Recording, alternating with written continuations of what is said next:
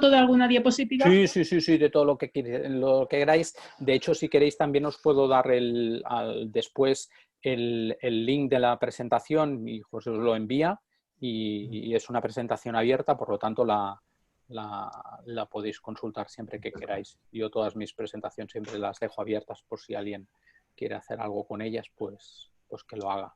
¿Vale? Entre paréntesis, hoy, si no lo incluyes, si no lo vas a incluir en lo que dices, no sé si lo leí o me lo dijo Marta Graner, que este tema deriva de tu tesis doctoral o algo así. Correcto, sí, sí, sí. Este tema es el tema de mi tesis doctoral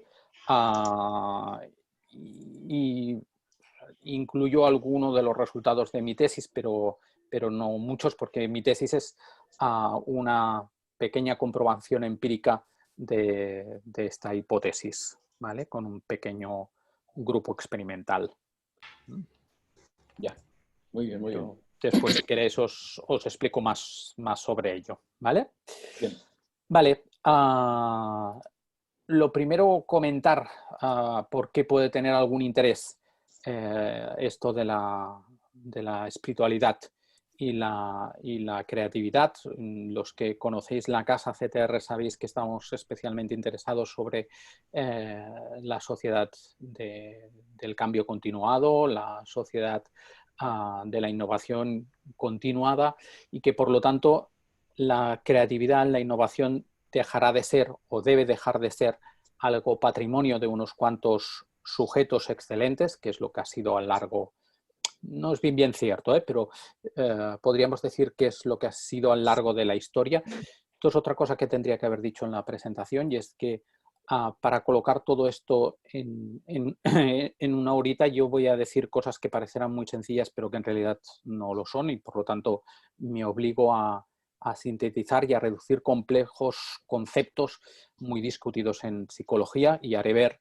que son fáciles y que todos entendemos lo mismo por el mismo concepto y si en alguno hay dificultades ya nos meteremos más, pero daremos por muy sencillas cosas que en realidad son muy complejas, pero si no en una hora no tenemos para nada. Pero bueno, decía que a lo largo de la historia de la humanidad hemos entendido la credibilidad como algo relacionado con figuras geniales que hacen un cambio importante.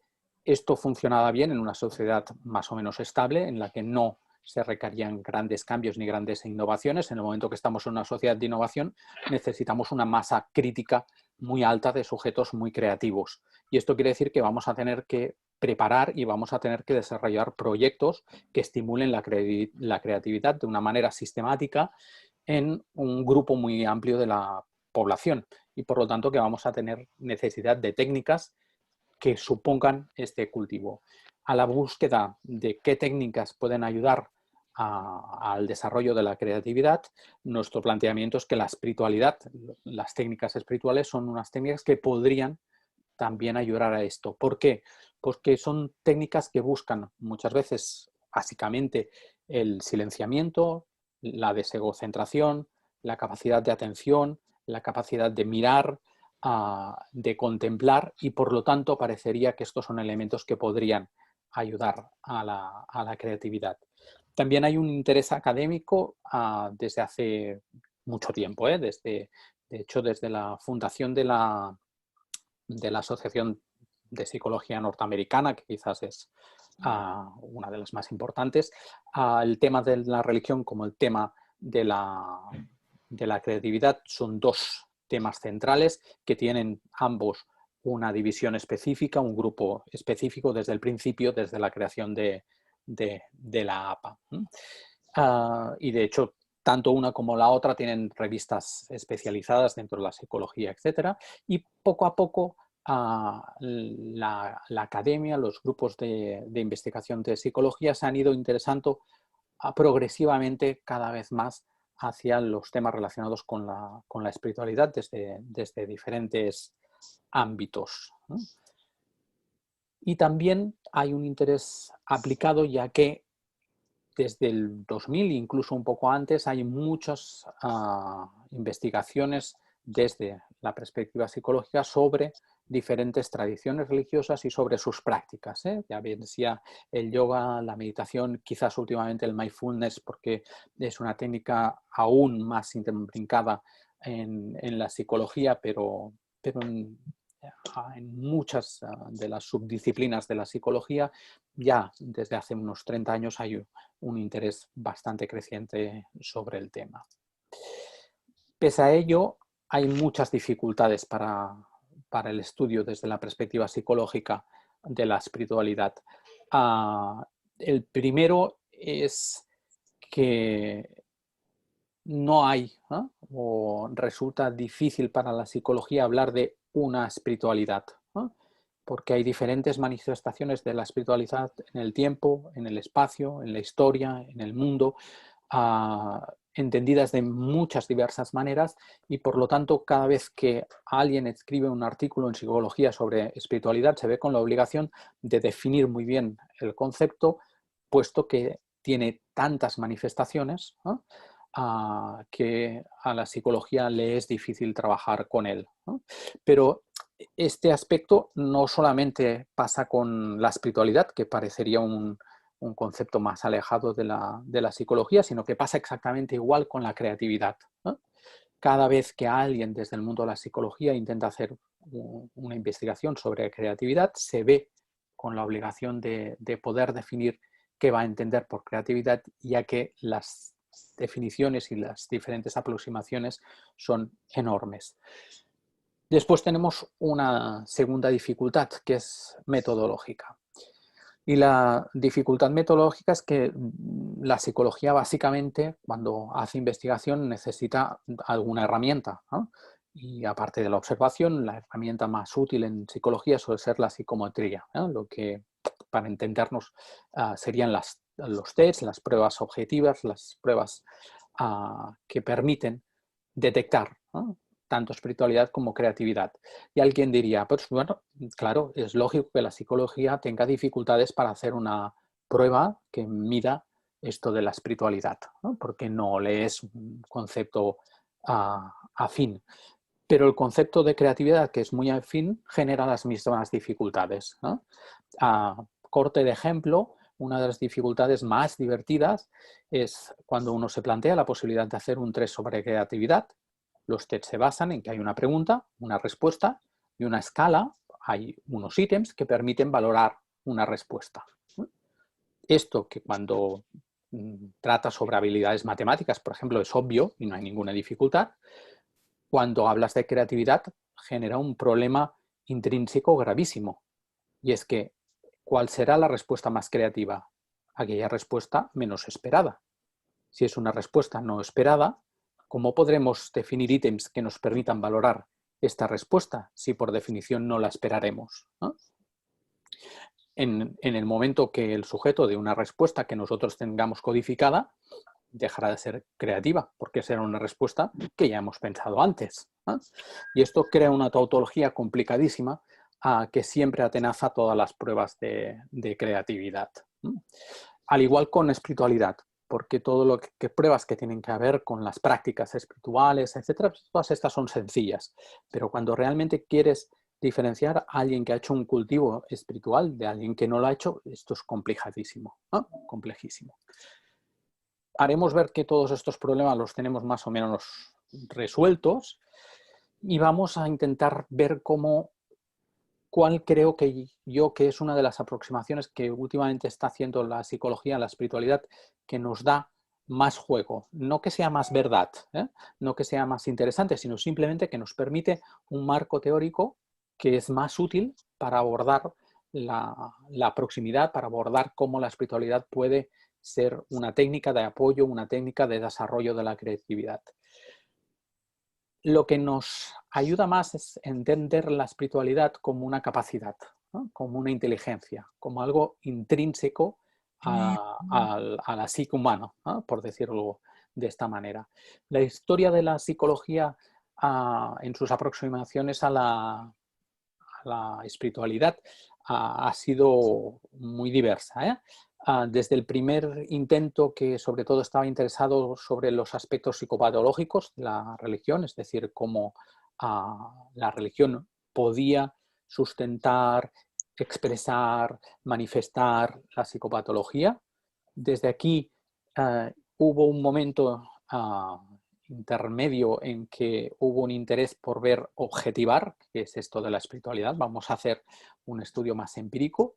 Posteriormente, una segunda fase de reacción contra, o de contra, no diré la palabra contra, como de ampliación de esta primera visión más psicopatológica a una visión más de la espiritualidad como una herramienta de ayuda al desarrollo de la persona y, por lo tanto, qué había en la espiritualidad que podía ayudar al desarrollo sano, adecuado de la persona. Todo esto durante mucho tiempo llega hasta la psicología transpersonal, que esto lo lleva más allá, pero lo que nos interesa a nosotros sería la propuesta de Zohar y Gardner, que le pone algún pero, sobre ver la espiritualidad como una inteligencia, poder hablar de inteligencias espirituales. Y entonces, solamente para colocarnos algo que decir sobre la inteligencia. Primero es que supongo que no conocéis la definición clásica de la psicología sobre la inteligencia, que demuestra, a veces hago bromas sobre mi disciplina, lo mucho que sabemos sobre el tema, y es que la primera definición clásica de inteligencia es que la inteligencia es aquello que miden los test de inteligencia. Parece mentira, pero esta es la primera definición publicada sobre inteligencia y de hecho seguramente es una de las más verdaderas porque no explica qué es la inteligencia, sino que explica qué es lo que miden los test de inteligencia. Por lo tanto, en realidad ahora estamos hablando que la inteligencia es la capacidad de identificar problemas, adquirir, utilizar o generar conocimiento para resolver estos problemas de manera eficaz. Sabemos que no todas las personas tienen la misma capacidad, por lo tanto que es una capacidad que tiene una distribución normal. Hay personas con mucha capacidad y con menos, y además hay diferentes áreas. Hay personas que pueden ser muy inteligentes en un área y poco inteligentes en otras. Hay gente que sabe leer mapas y hay gente que sabe leer libros y hay gente que es capaz de escribirlos, y esto requiere de inteligencias diferentes. Cuando decimos inteligencias diferentes no estamos diciendo que sean cosas diferentes, estamos diciendo que son diferentes puntos de vista, diferentes competencias, diferentes constructos, pero por lo tanto no estamos hablando de inteligencias, sino que estamos diferenciando diferentes subhabilidades dentro de la inteligencia. Bueno, aunque siempre tenemos que tener en cuenta que cualquier teoría sobre la inteligencia tiene también en su fondo aspectos filosóficos, ideológicos e incluso políticos, pero que no entraremos. Ha evolucionado la teoría de la inteligencia. Primero pensábamos que tenía dos fases, una más innata y otra más adquirida. No entraremos más. Uno nacía con una inteligencia y después, dependiendo del uso que hacía él, esta inteligencia aumentaba, disminuía, que era igual. Después empezamos a pensar que una cosa era la inteligencia en abstracto y otra era la inteligencia en cada una de las disciplinas, es decir, cómo alguien la enfocaba en aquella disciplina. Después empezamos a ver que había una inteligencia verbal, una manipulativa, la memoria de trabajo y la velocidad de procesamiento, y por eso nos explicábamos o entendíamos que había gente que era muy buena en letras y gente que era muy buena en ciencias, y que esto podía ser porque los circuitos neurales no fueran exactamente lo mismo y por lo tanto hubieran diferentes clasificación. Y finalmente Gardner, finalmente no es verdad porque hay teorías posteriores, pero propone estas 8 inteligencias, que primero son 7 y después amplía 8 y se están ampliando continuamente. ¿Por qué se amplían continuamente? Porque Gardner lo que propone son diferentes exigencias para que una capacidad sea considerada una inteligencia. ¿Cuáles son estos requisitos y por qué somos muchos los que, o al menos unos cuantos, lo que pensamos que la espiritualidad puede ser considerada una inteligencia? Primero es la posibilidad de identificar operaciones, es decir, aspectos de esta inteligencia, capacidades competencias que supone esta inteligencia, y son varios los autores que se dedican a identificarlas, ¿no? Y sabemos que la experiencia de diferentes estados de conciencia, la experiencia de sentido, la experiencia de trascendencia, la experiencia de paz interior, de libertad interior, podrían ser algunas de estas operaciones. Otra cosa que nos hace pensar que es una inteligencia es que este fenómeno se da a lo largo del tiempo y del espacio de toda la humanidad, ¿no? Esto es otra característica que propone Gardner y que claramente la espiritualidad lo cumple. La siguiente sería la existencia de un patrón de desarrollo, es decir, no esperamos que un niño de 2 años sepa hacer raíces cuadradas. Esto viene después de aprender a sumar, después de aprender a multiplicar. También podemos identificar en el desarrollo diferentes patrones de la espiritualidad, y en esto tenemos muchas investigaciones, sobre todo del ámbito más europeo, ¿no? Y menos sobre el ámbito más oriental. También tenemos un elemento muy interesante que es el hecho de que la espiritualidad es potencialmente dañada por daño cerebral, es decir, que sabemos que hay fenómenos trombóticos que generan experiencias, ¿no? Espirituales, y que la gente identifica como experiencias espirituales, que podemos provocar experiencias espirituales o que la gente identifica como espirituales a través de psicofarmacología. A la vez que tenemos personas especialmente capaces y personas poco capaces espiritualmente. Es decir, tendríamos gente que resulta brillante en esta inteligencia, mientras que hay gente que es menos brillante. Además, sabemos que se puede codificar simbólicamente sin ninguna duda y que tenemos muchas investigaciones empíricas al respecto y suficiente soporte psicométrico dentro de las dificultades que decía antes de la psicometría, pero que son comunes con muchos otros ámbitos. Por eso creemos que considerar la espiritualidad como una inteligencia nos permite entender que hay esta distribución normal en la población, ¿no? Por lo tanto, que además de ser una distribución normal, como todas las inteligencias, es cultivable, ¿no? Se puede educar, se puede trabajar y conocemos métodos que ayudan, ¿no?, a su desarrollo, y además sabemos cómo este desarrollo será a lo largo de la vida y sabemos cómo puede ser el desarrollo dentro de una persona que empieza, ¿no?, a hacer un cierto cultivo espiritual, que podemos medirla, tenemos herramientas aunque sean precarias, y que además supone tener la idea de que, como todas inteligencias, la espiritualidad tiene como finalidad abordar problemas, ¿no? Es una estrategia, una herramienta que la humanidad utiliza para resolver problemas que se encuentran en su vida diaria, o al menos intentar dar una respuesta. Por lo tanto, sabemos que la espiritualidad, que se puede cultivar, tiene técnicas conocidas, practicadas durante milenios, que además conocemos y hemos explorado durante muchos años, ¿no? Con la cual cosa, cada una de las prácticas, ¿no?, cada uno de los grupos religiosos conoce estas prácticas, las ha utilizado y sabe, ¿no?, que funcionan razonablemente bien, ya que lleva en algunos casos milenios, en algunos casos muchos milenios, utilizándola, ¿no? Vamos ahora nos olvidamos un poco de la espiritualidad vista como capacidad, como inteligencia, y vamos a intentarnos ahora ir al otro, ¿no?, al otro lado de la ecuación que os proponía, y nos centramos en la creatividad.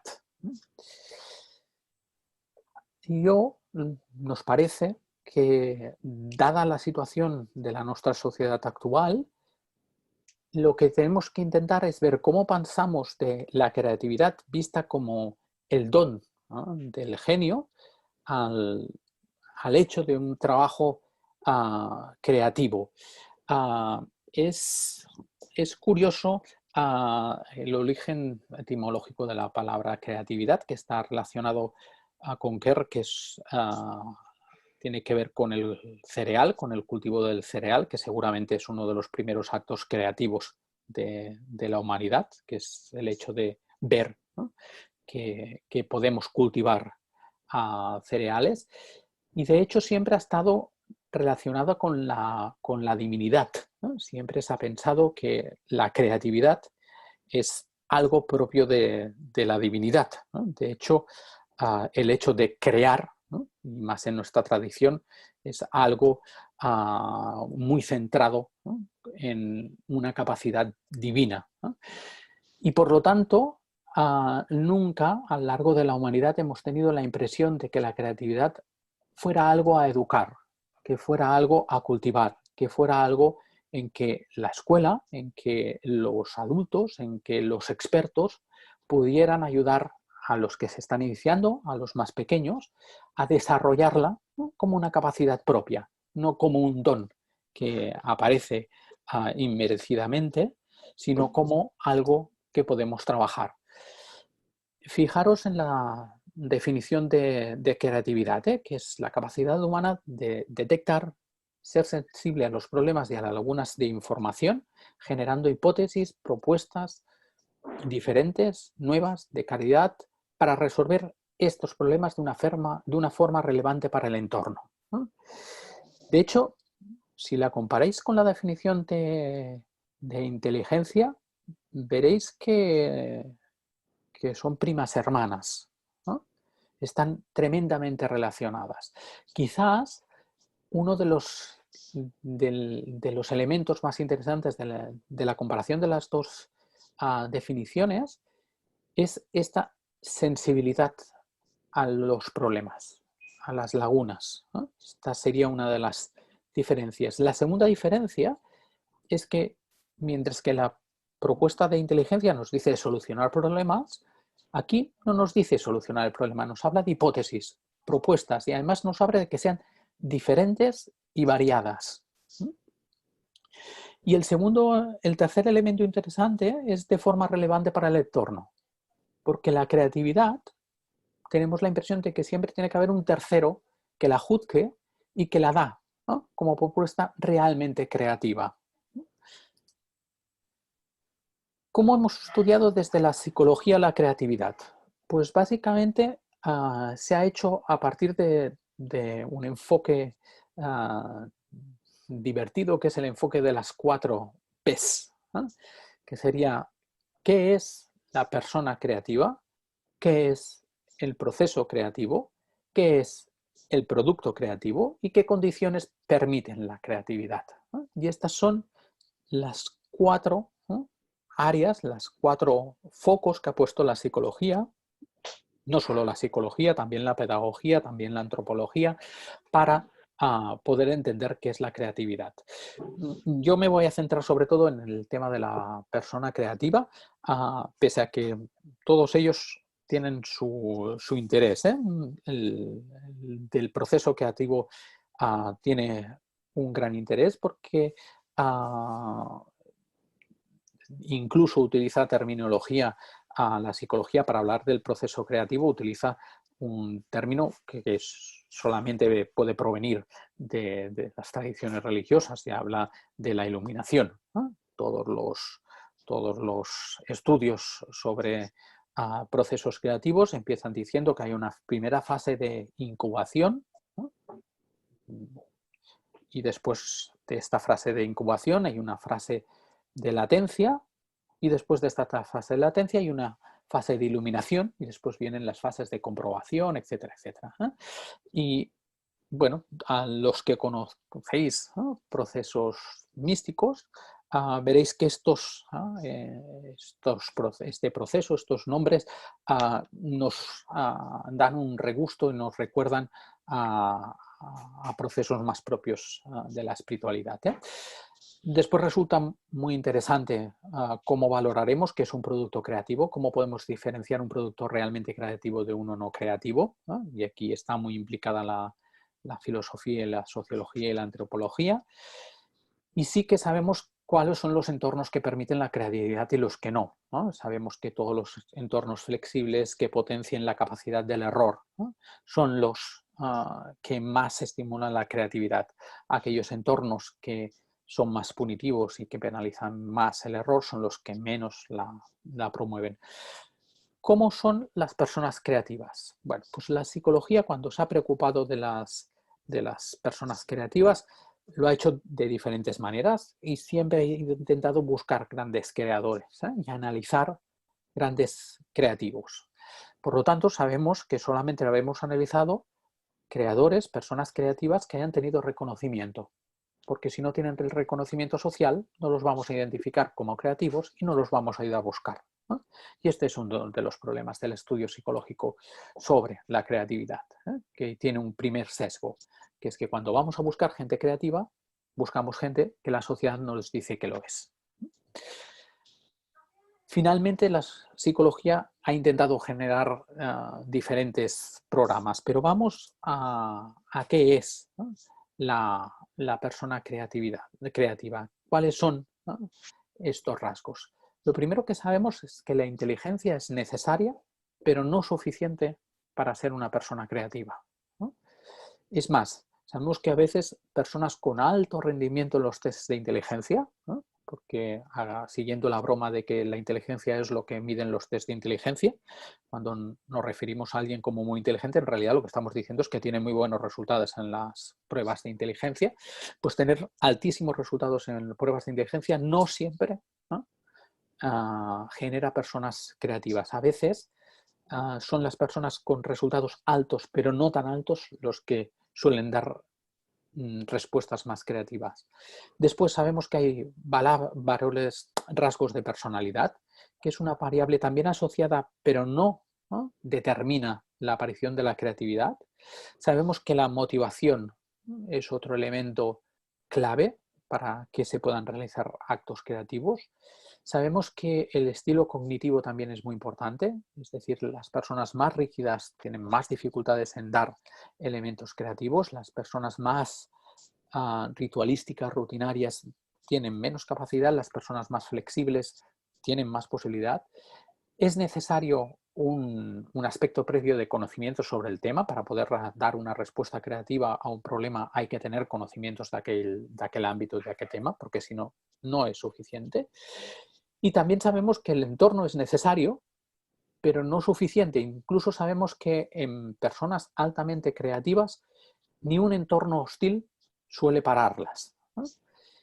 En realidad, lo que creemos es que es la combinación de todos estos elementos los que realmente hace una persona creativa, ¿no? Por lo tanto, tanto la inteligencia, las variables de personalidad, la motivación, el estilo cognitivo, los conocimientos previos y el entorno, estos 6 ámbitos son necesarios para que una persona pueda dar una respuesta creativa. Enseguida que alguno de estos elementos falla, la posibilidad de tener, ¿no?, respuestas creativas automáticamente desciende. ¿Y cuáles son las características de estas personas creativas? Fijaros, porque después retornaremos al final a esta diapositiva. Primera, sensibilidad ante los problemas. Lo que hace una persona creativa es detectar los problemas, sentirse atraído hacia ellos. Es decir, delante de una teoría no se siente atraído por la robustez de la misma, sino que rápidamente dice, ostras, pero esto no explica esto, ¿no? Siempre es especialmente sensible a detectar estos huecos, estas fallas de información.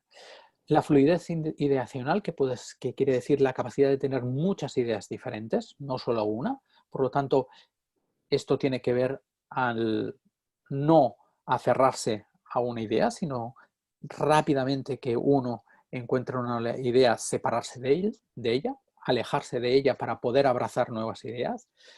Flexibilidad en la adaptación, es decir, entender que una misma cosa se puede realizar de diferentes maneras, ¿no?, diferentes aproximaciones a la realidad. La originalidad, por supuesto. La capacidad de síntesis entre los opuestos. Ver que entre los opuestos, entre dos ideas muy diversas, siempre hay una posibilidad de síntesis y siempre hay elementos que están conectando estos dos opuestos. Y sería la capacidad de mirar a derecha y izquierda a la vez, de no tener que mirar siempre a la derecha o no tener que mirar a la izquierda, perdiendo el otro foco. La capacidad de análisis y además que este análisis sea una capacidad de redefinición y reorganización, es decir, aquellas personas que delante de un estímulo, delante de una realidad, son capaces de no quedarse mirando desde el mismo punto de vista, sino de darle vueltas y poder tener diferentes miradas a aquella misma realidad. La capacidad de asimilar datos complejos, muchos datos complejos relacionados, la capacidad de visualizar, es decir, de ver sus ideas no solamente de manera intelectual, sino incluso de manera visual, física, de ser capaces de ir más allá de lo que se está viendo y a la vez ser capaz de evaluar sus propias ideas, ¿no? Es decir, de mirar hacia afuera y mirar hacia dentro simultáneamente.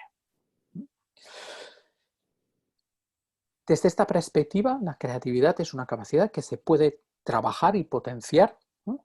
Y que la sociedad actual requiere de establecer herramientas de un cultivo de una formación universal en creatividad para toda la población. ¿Cómo la espiritualidad y la creatividad se pueden unir, pueden ser elementos interrelacionados?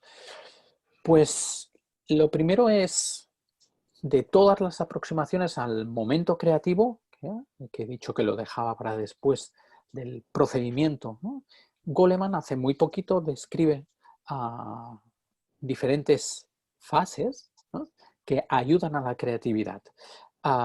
Y las propuestas, los nombres que utiliza son los nombres que utiliza Goleman, ¿no? No están sacados de ningún otro sitio, son de un tratado sobre psicología de la creatividad y habla cómo tiene que ser, ¿no?, la mente, la idea de alguien que está intentando hacer un producto creativo, ¿no? Y lo primero que dice es, lo primero que se necesita es el fluir, el momento en blanco. Y uno dice, ostras, esta terminología es peculiar para la psicología, ¿eh? Dice, ¿y cómo se identifica este momento del fluir, del momento en blanco? Dice, pues es en aquel momento en que la persona está absolutamente identificada con la tarea, ¿no?, en la que no hay diferencia entre él y la tarea que está realizando, ¿no?, que esta tarea, el propósito que tiene, lo está ocupando todo, ¿no? De hecho, lo está ocupando directamente a él.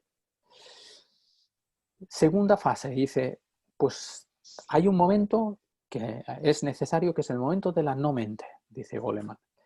¿Qué es este momento de la mente?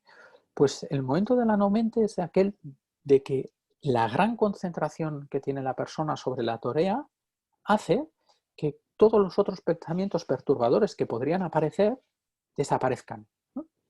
Pero es que esta gran concentración no propone él como nombre la hipermente o la hiperatención. Podría proponer este nombre. Y no. El nombre que propone es la no mente, identificando esta gran concentración con una ausencia, ¿no?, de mente.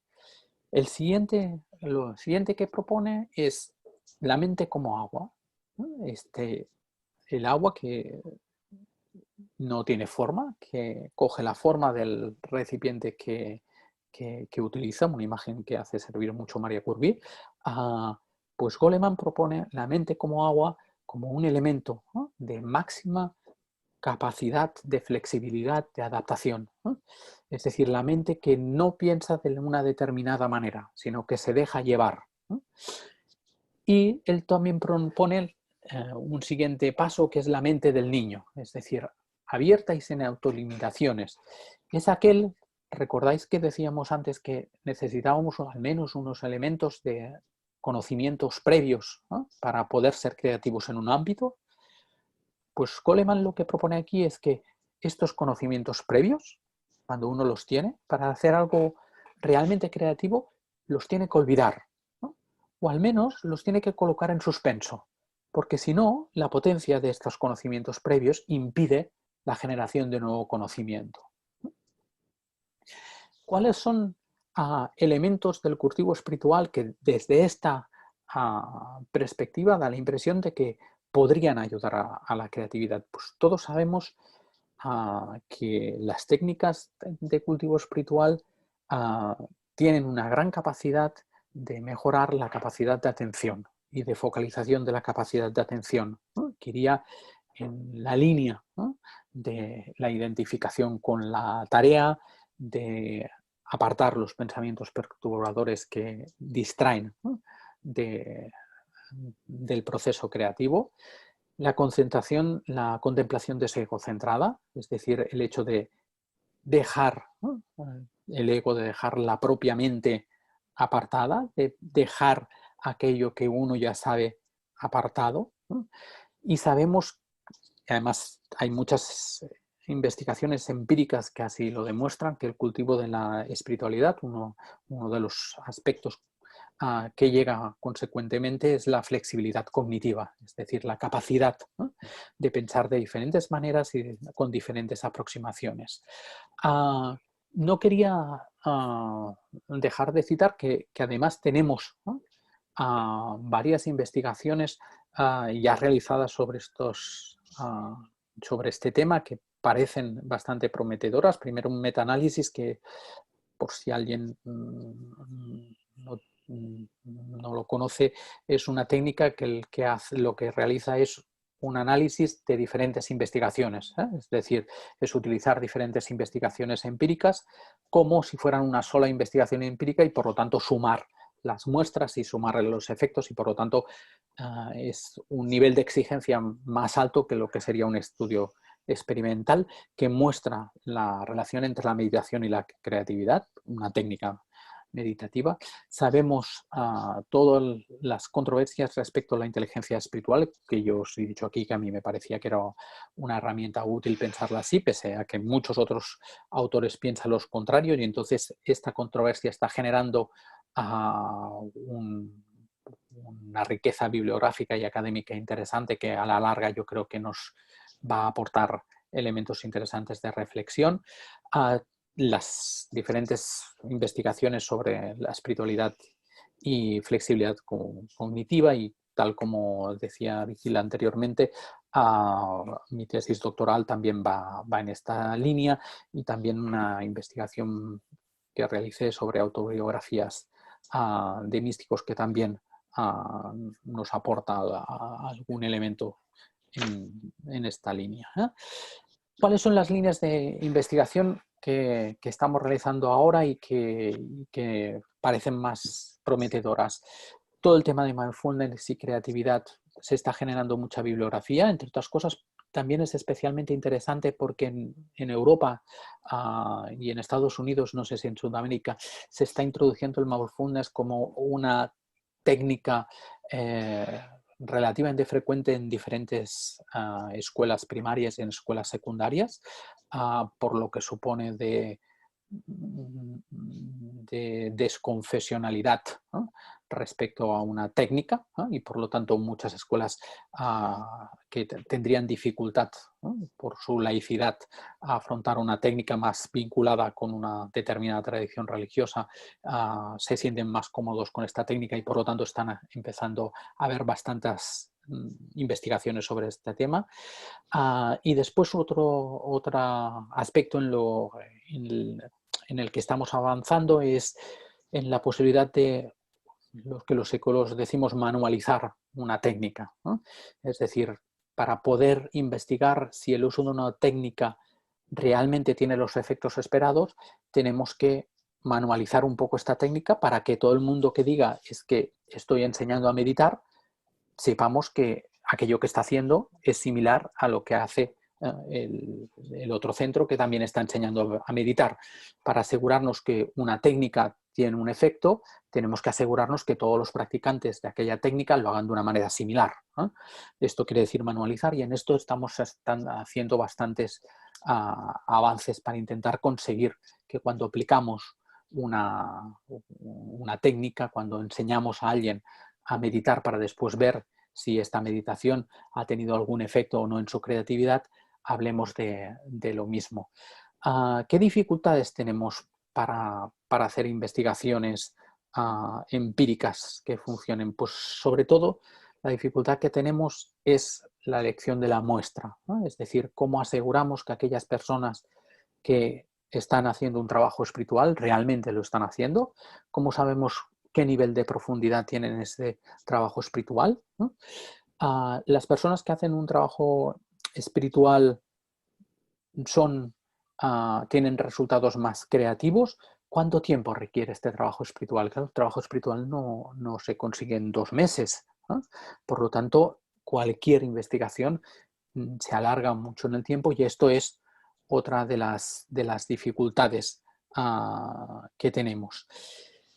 De hecho, como antes os decía que íbamos a volver a esta diapositiva, si pensáis, ¿no?, en las aportaciones de muchos místicos respecto a sus propias, ¿no?, tradiciones religiosas y que han supuesto muchos de los místicos para su propia tradición, veréis que muchos de ellos están relacionados con estos elementos, ¿no? Los grandes místicos suelen ser personas que tienen altas capacidades de adaptación, que son originales en sus propuestas, que son capaces de sintetizar los puestos, que son capaces de hacer una redefinición, reorganización, revisión de las propuestas de su tradición para ir más allá. Y veo que nos quedan 5 minutitos y que no habéis hecho ninguna pregunta durante toda mi exposición, que esto quiere decir o que me he explicado muy mal o que es muy poco interesante. y os dejo por si queréis comentar alguna cosa o hacer alguna pregunta.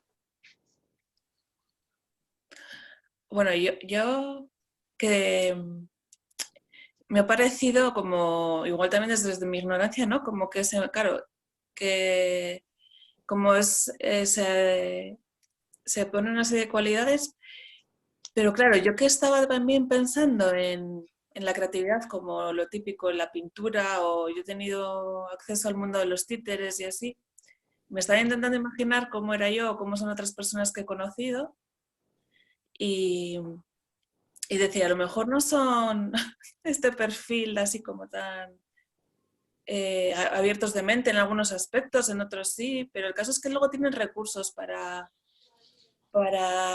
su arte, ¿no? Para lo que están haciendo. Entonces, no sé, bueno, he entrado un poquito en conflicto así de conceptos, de cosas, pero bueno, para pensar y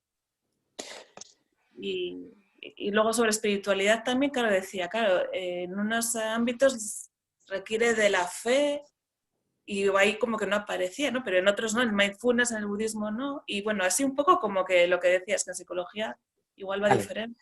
Vale, ¿qué nos pasa en la psicología, ¿no?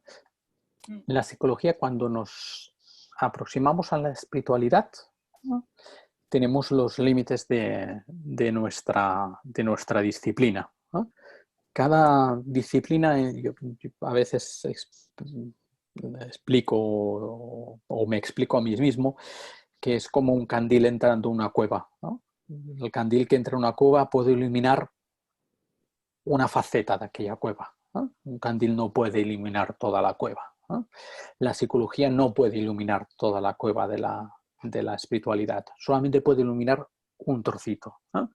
Y la fe está fuera de lo que pueda bastar la psicología, ¿no?, como candil, ¿no? No pertenece a su ámbito de investigación, ¿no? Y por lo tanto, lo único que puede estudiar la psicología en realidad no es la espiritualidad, ¿no? En realidad es la persona espiritual, ¿no? Porque la psicología estudia personas, ¿no? Por lo tanto, esta es nuestra limitación, ¿no? Y la psicología tiene este límite en la espiritualidad, no puede ir más allá, ¿no? De hecho, la psicología no puede ni estudiar la historia de la espiritualidad, ¿no?, porque no forma parte de su ámbito. Su ámbito es la persona, ¿no? Y solamente puede estudiar la persona que tiene delante, ¿eh? Aquella que no tiene delante no la puede estudiar, ¿no? Por lo tanto, somos una disciplina bastante limitada, ¿no? Con estos aspectos. Hay otras disciplinas que pueden ayudar a entender la espiritualidad desde otros candiles y algunos de ellos iluminan más que la psicología, ¿no? El nuestro solamente ilumina esta faceta. Respecto a la creatividad, me parece muy interesante lo que aportas, porque en realidad yo he estado hablando de creatividad como si fuera un factor universal de la persona, ¿no? Y muchas veces la creatividad no se da en todos los ámbitos de la persona, ¿no? Sino que se da en algunos ámbitos, ¿no? En algunos ámbitos concretos, ¿no? Hay profesionales muy creativos en su espacio profesional, ¿no? Pero muy poco creativos en su vida diaria, ¿no? Que necesitan de rutinas, patrones, etcétera, etcétera, ¿no? Que pueden ser muy creativos porque en su ámbito laboral recordáis que hace falta un entorno que potencie la creatividad, ¿no? Si su ámbito laboral potencia la creatividad, aquí será más creativos, mientras que si está en otro ambiente en el cual no se potencia la creatividad, podría ser que esa misma persona en ese ambiente dejara de ser creativa, ¿no? Por lo tanto, no solamente existen personas creativas, sino que esta persona creativa requiere de todo un elemento, requiere de motivación, requiere de un entorno que lo potencie, etc., ¿no? Por lo tanto, se tienen que dar todos los factores. Pese a que sí que también hay personas que son creativas en muchos de sus ámbitos. Pero no es nada extraño que una persona solamente sea creativa en una faceta de su vida. No sé si respondo Sí, muy las bien. dos preguntas que formulabas. Sí, sí, sí.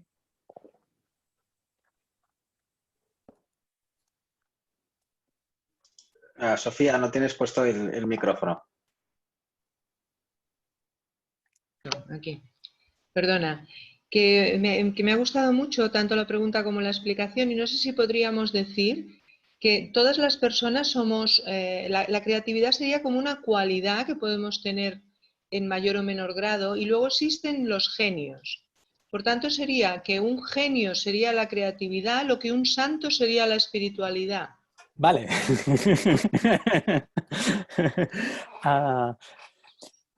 Voy a explicar esto porque me parece muy interesante, porque tanto la espiritualidad y la creatividad están vinculadas a otro terreno que también es muy interesante, sobre el cual tenemos bastante confusión, ¿no? Perdón un momento, es que me tengo que marchar, entonces es más dar las gracias. Vale, perfecto. De nada. Perfecto, pues muchas gracias por participar. Venga, adiós, buenas tardes. Adiós. Que es un hábito que me parece interesantísimo y sobre el cual circula muchas fake news, por decirlo de alguna manera, que es el terreno de las altas capacidades. Cuando hablamos de inteligencia y creatividad nos vamos rápidamente a este terreno. Entonces, la psicología diferencia diferentes perfiles y es muy interesante tenernos en la cabeza, ¿no? Tendríamos la persona que consideraríamos genio, ¿no? Si recordáis que hemos hablado de diferentes inteligencias, ¿sí? El genio sería una persona tremendamente sobresaliente en una de estas capacidades, ¿no? En una de estas capacidades, pero solamente en esta, ¿no? Esta es la figura del genio clásico, ¿no? Del sabio loco, del genio despistado, de ponerle el nombre que queráis, ¿eh? Una persona que es tremendamente brillante en una área, en una faceta, en una capacidad, pero un desastre absoluto en todo lo otro, ¿eh? Un gran futbolista, pero que las cuentas de casa se las tiene que llevar cualquiera porque es incapaz y no hace ni una rueda de prensa porque es incapaz de hablar en público, ¿eh? Siento la broma, este es el clásico genio, ¿eh? Hay algunos genios que solamente tienen una sola capacidad, por decirlo, y después tenemos genios complejos, talentos complejos, que tienen diferentes habilidades, diferentes capacidades, diferentes inteligencias muy desarrolladas por encima de la media, ¿eh? Que serían los talentos. Por ejemplo, es habitual hablar del talento académico, que son aquellos chicos y chicas que todos hemos conocido como empollones. No sé si en Sudamérica también utilizáis este término, que son los que sacan grandes notas. Pero aparte de sacar grandes notas en sus estudios, nada más, ¿no? Pero en estos son brillantes. Ninguno de estos dos casos son personas de alto rendimiento, ¿no? Estas personas suelen ser muy brillantes en un aspecto de su vida, en dos aspectos de su vida, pero no en toda su vida. La gente realmente brillante, la gente realmente de altas capacidades, de alto rendimiento, que suelen ser las personas altamente creativas, son personas que tienen más alto que la media prácticamente todas las capacidades, ¿no? Y que además son muy creativas, ¿no? Estas personas son las que generalmente en su día a día tienen un mayor rendimiento, ¿eh? Son estas personas que quizás no son el número uno en nada, ¿no? Pero son personas que en su trabajo están súper bien valoradas, pero que además tienen amigos, que tienen una familia que funciona bien, que además cuando se les estropea la televisión encuentran la manera de resolverla, aunque no saben nada de informática, etc. ¿Sí? Estas son las personas que más nos interesan y que en realidad son socialmente más interesantes en esta sociedad de cambio constante, ¿no? Son estas personas que no hace falta que sean el número uno en nada, porque es que si son el número uno en una cosa, esta cosa puede cambiar de aquí 2 días, ¿no? o al día siguiente, ¿no?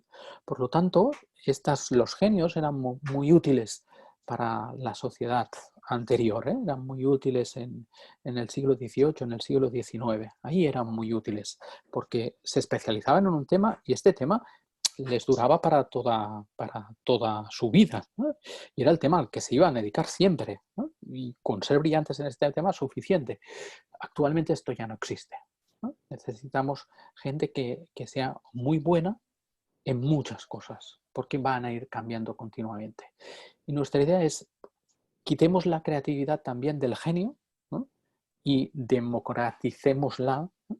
Y demos acceso a una gran parte de la humanidad a esta capacidad de creatividad y vamos a proponer que los sistemas educativos tengan en cuenta que la creatividad es algo que tienen que fomentar desde los 3 años, ¿no? De hecho, una de las cosas curiosas que pasan en la creatividad es como en el lenguaje. Seguro que todos sabéis que un niño de 8 o 9 meses es capaz de hacer muchos más sonidos, ¿no? vocales que cualquier adulto. De hecho, lo que hacemos al aprender un lenguaje no es añadir sonidos, sino es quitar sonidos, ¿no? Eliminar aquellos que no son propios de nuestra lengua, ¿no? Por lo tanto, lo que hacemos es podar, ¿no? nuestras capacidades vocales. Todos los test de inteligencia demuestran que si pasas un test de inteligencia a un niño de 6 años, da mejores resultados que si lo pasas a uno de 12. Y la idea es que todo nuestro sistema educativo lo que hace es recortar, ¿no? a las capacidades creativas para amoldar a los chicos y a las chicas a las respuestas que creen que nosotros esperamos de ellos, ¿no? Y esto hace muy difícil que las escuelas hagan un cultivo sistemático de la creatividad, que es algo que necesitamos. Es decir, no es una elección ética o moral, o decir que es muy interesante esto, no, es que es una necesidad incluso económica, ¿no? que tenemos de potenciar la creatividad en nuestros chicos y chicas, ¿no? Muy bien.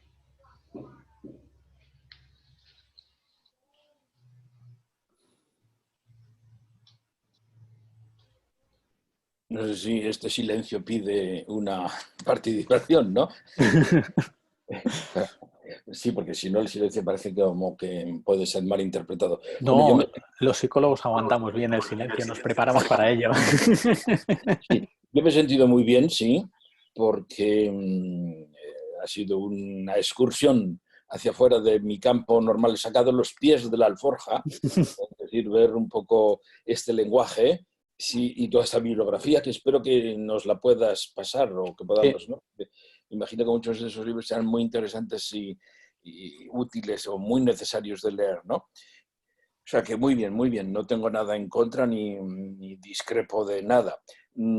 Quizá me ha parecido, pero esto no sé, a lo mejor es impresión mía, como que no lo has presentado mucho como una tesis, sino como una conversación amplia, ¿no? Sí. Esta era mi intención. Sí, por eso veo también que en el título falta un verbo, no hay verbo en el título, no solo es espiritualidad un factor impulsor. O sea, no es una tesis que la espiritualidad es un factor impulsor, porque si así fuese, yo hubiera echado en falta, pues eso, el mostrarlo, demostrarlo o poner esa relación. Bien como está, sin verbo, o bien yo lo hubiera puesto espiritualidad y creatividad. Has hablado de las dos cosas muy bien y están relacionadas. O sea que es que la tesis tampoco me parece ahora tan importante el decir que la espiritualidad es un factor de la creatividad, porque yo diría que también se puede decir lo contrario. No lo contrario, sino lo recíproco. Exacto. La creatividad es un factor de espiritualidad también, ¿no? Esto... Fíjate que de hecho cuando has dicho la definición de creatividad has llamado la atención y has dicho, dense cuenta o daos cuenta de que es una definición estructuralmente la misma que teníamos de inteligencia, sí, porque el otro, claro, es que la inteligencia no la pones en el título, pero has estado hablando mucho de la inteligencia, toda la primera parte, ¿no? Sí. Bien, eso es una simpleza lo que digo del título. No. Muy bien y que te lo agradezco, sí, muy interesante. No es ninguna simpleza, es uno de... dais en el clavo en dos temas muy interesantes. El primero es que yo lo primero que hago es colocar en mi campo de conocimiento la espiritualidad, ¿no? ¿Qué manera tengo de colocar en la espiritualidad en mi campo de conocimiento? Es hablar de ella como inteligencia, ¿no? Porque es una de las pocas maneras que tiene la psicología de hablar de la espiritualidad, ¿no? Sin perderse, ¿no? Sin perderse. Porque le da muchas herramientas a la psicología para poderla abordar desde este campo, ¿no? Definir la espiritualidad como una inteligencia desde la psicología no agota la espiritualidad, ¿no? Es decir, uno debe ser consciente que no solamente, la espiritualidad no solamente es una inteligencia.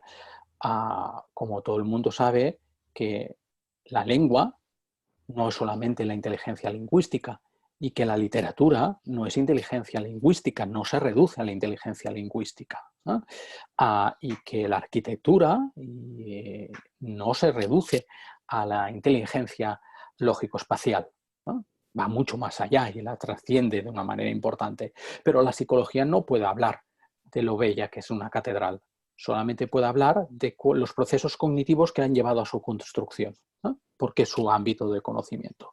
Y por lo tanto la espiritualidad, cuando la psicología cuando tiene que conceptualizar la espiritualidad, la tiene que meter en uno de sus cajones, ¿no? Y cuando alguien mete algo en un cajón, quiere decir que lo está troceando, porque nada de esto cabe en ningún cajón, ¿no? Por lo tanto, lo que está haciendo es hacer una mala utilización, ¿no? de un término para que quepa dentro de su ámbito de estudio, ¿no? Por lo tanto, una buena observación. La segunda es que yo he insistido en decir, bueno, es que fijaros cómo muchos místicos en realidad han hecho un cultivo creativo, ¿no? de su propia espiritualidad, ¿no?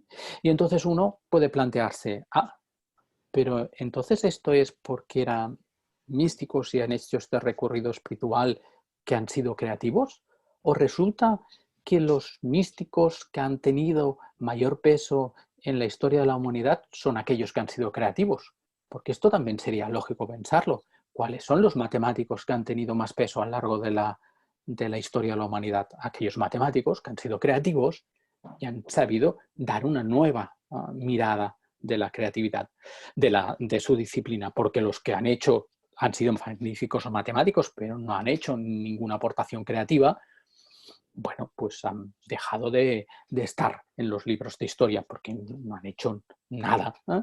para permanecer en ellos. Es posible que las personas que tenemos noticia de ellas a lo largo de la historia de la espiritualidad hayan sido igualmente aquellos que han sido más creativos, ¿no? Por ejemplo, otro problema que tenemos cuando hacemos investigaciones en psicología sobre espiritualidad es diferenciar aquello que tiene que ver con la espiritualidad de aquello que tiene que ver con el rito, el dogma y la práctica de la espiritualidad, ¿no? Y esto es muy difícil. Y entonces dices, bueno, pues vamos a buscar muestras, ¿eh? En las que el rito, la práctica y el dogma no tenga tanto peso y que tenga más peso lo que sería menos rítula, que muchas veces se identifica con la espiritualidad, ¿no? Claro, pero es que entonces te puedes que encontrar allí que estos sujetos ya son los más creativos, son aquellos que escogen una práctica de la espiritualidad menos ligada, ¿no? al dogma, menos ligada a la rutina y más ligada a la vivencia individual y por lo tanto más creativa, ¿no? Por lo tanto, saber si la espiritualidad es causa de la creatividad o la creatividad también está actuando como causa de la espiritualidad es arduo complejo. Solamente hay una manera de hacer esto, ¿no? Que es a través de lo que decía yo, la manualización, que es decir, cogemos dos grupos, en uno le aplicamos un programa de creatividad que no tenga nada que ver con espiritualidad, puramente convencional, puramente cognitivo.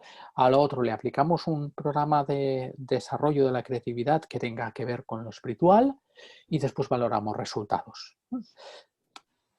Pero aún nos encontramos muy lejos de poder hacer esto. ¿Por qué? Porque no tenemos convenientemente manualizadas las técnicas espirituales que podríamos utilizar en este ensayo con grupo control, por decirlo de alguna manera, que sería la única manera realmente de establecer una relación causa-efecto sobre espiritualidad y creatividad, ¿no? Que en realidad sería lo que desearíamos llegar cuando tengamos suficiente elementos empíricos y teóricos para poderlo hacer, si es que algún día lo podemos hacer.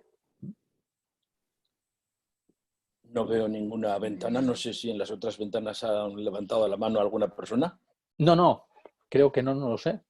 Yo quería preguntarte si el libro este que has escrito de autobiografías místicos, de los místicos, sí se puede conseguir, si lo tienes publicado. Esto es una investigación que está publicada en una revista norteamericana de psicología transpersonal, el Journal of Transpersonal Psychology. Uy, en inglés. La verdad es que yo creo que la revista edita las dos lenguas.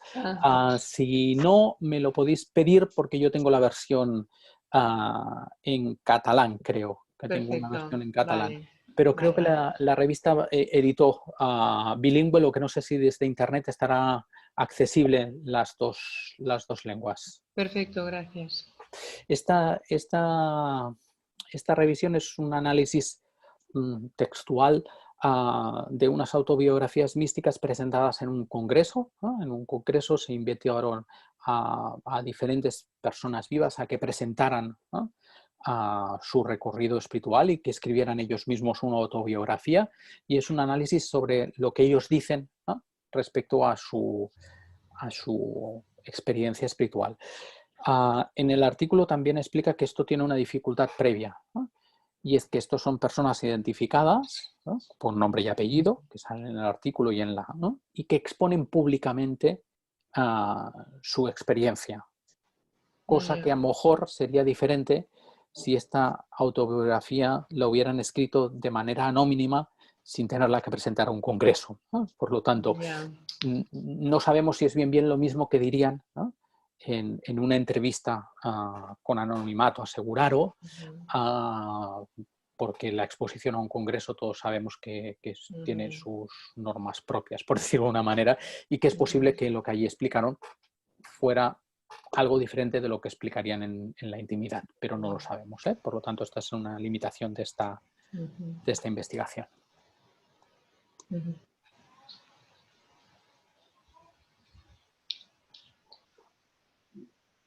Vale, pues si no hay más, preguntas? Os quedan 10 minutos de sesión, de sala. O sea, os podéis aprovechar o ya... Bueno, pues entonces yo digo una cosa así. Otra cosa que he visto después, vamos, que pensando un poco más, veo como que he sentido que no tiene mayor importancia porque es natural y en todos lo sentimos de alguna manera, ¿no? Sería un poco un cierto, no sé cómo decirlo, lo que has dicho varias veces, Óscar, de que la psicología no puede llegar a, porque cada uno es un candil que, ¿no? Y que los campos y las competencias de cada disciplina. Yo creo que hoy día, por lo menos en este campo de la espiritualidad, de la más avanzada, claro está, no en la espiritualidad clásica, ni en las clásicas, ni en la de los maestros de sabiduría, sino en la espiritualidad más de una nueva forma de entenderla. Cada vez más las cosas están más difusas, no confusas, sino difusas, ¿no? Y entremezcladas. Igual que decimos en ecología, que todo está en relación con todo y no hay nada separado, y aquí es igual, ¿no? La psicología es espiritualidad y la espiritualidad es psicología y la creatividad es espiritualidad y es psicología, y las tres son inteligencia. Yo ya no, yo me siento un poco, iba a decir más allá, pero parece feo, quiero decir, fuera, a mí o sea, más fuera de ese campo, de esos compartimentos estancos, ¿no? Claro que la psicología puede estudiar, y de hecho lo estudia y cada vez más, ¿no? Porque la espiritualidad es una realidad psicológica. Sí, Entonces, indudable. la realidad, la espiritualidad al final es la psicología de la persona, la vivencia que tiene, y eso es inteligencia, y es inteligencia espiritual. Las inteligencias no son distintas, como has dicho, son la misma, ¿no? Y yo creo que cada vez más, también hoy ya esa imagen yo del candil yo la cambiaría. Quiero decir, un candil puede iluminar toda la cueva. Claro, no desde la puerta, pero puede ir andando y iluminar toda la puerta, ¿no? Y porque toda la puerta tiene, toda la caverna tiene dimensión de espiritualidad. Toda la caverna que iluminamos, la caverna del corazón humano, tiene también dimensión de inteligencia. Habrá que ir poco a poco y no desde un punto lo iluminas todo, pero toda ella se puede iluminar. No diríamos que hay una parte y las demás no, ¿no?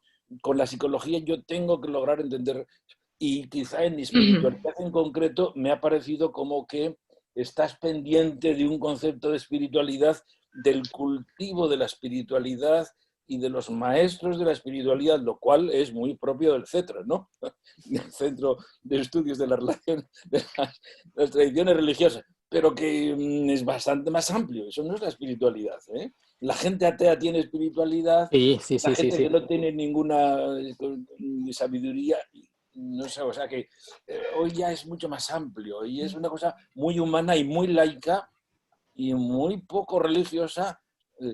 No es que la espiritualidad clásica no sea espiritualidad hoy, ¿no? Sino que solo es una parte, la parte, diríamos, religiosa. Sí, lo que pasa, perdón, es que, disculpar, pero es que me tengo que ir y quería hacer dos cosas. Una, darle las gracias a Óscar por esta magnífica exposición, porque esto ha sido un regalo del cielo, y además un poco contestando a lo que decía el compañero, claro que todo es todo y todo es un todo, pero la única manera de hablar de algo a veces es acotando, porque si no, pues, lo que haces es un poema, no haces una clase.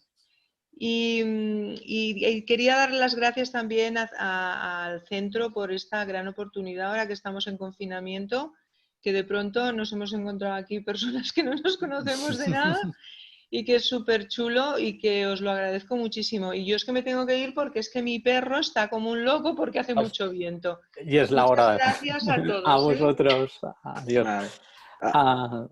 Simplemente 2 segundos con lo que comentaba Vigil. Tienes 2 minutos, Óscar. 2 minutos. Pues solamente que hablar de la espiritualidad como una inteligencia va en esta línea, es decir, que es común a todo el mundo, que no es posible no ser espiritual, no es posible porque es una capacidad humana.